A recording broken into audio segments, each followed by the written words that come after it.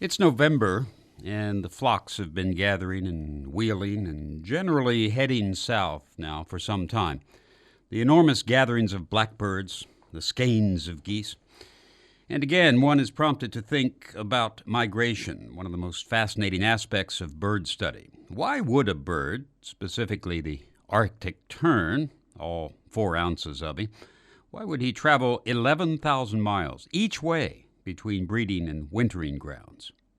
The whys and hows of migration offer many questions like this, but this morning we'll consider just one aspect of these twice-yearly journeys, and that is mortality, specifically that caused by man-made structures. To start with, it's not easy being a wild animal. Wild animals are meals for other wild animals, and birds are rather tasty. Some hawks fuel themselves in the course of migration by eating smaller birds along the way.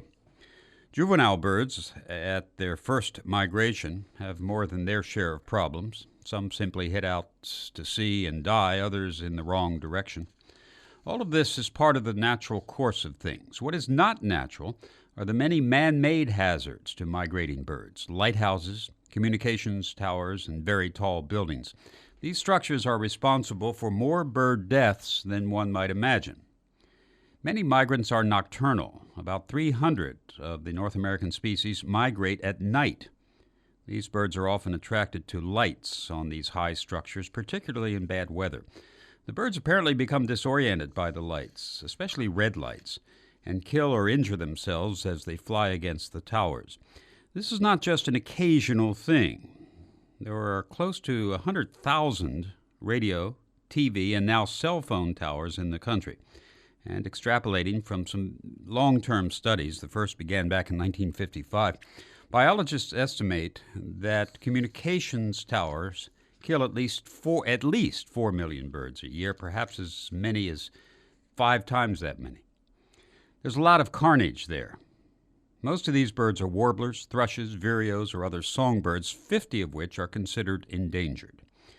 So what to do about all this? According to the Audubon magazine a few years ago, more studies are needed. The data is very incomplete, and presumably such studies are underway right now. Audubon said that to reduce losses, bird advocates are pushing the telecommunications industry and its federal overseers to rethink rules concerning tower placement and lighting. They're also seeking funds for studies needed to fully understand why towers kill and what can be done to prevent thousands of planned spires from adding to the death toll. So, migration, underway right now, is fraught with dangers. And in the past few decades, we've added some more. It is not easy being a wild animal.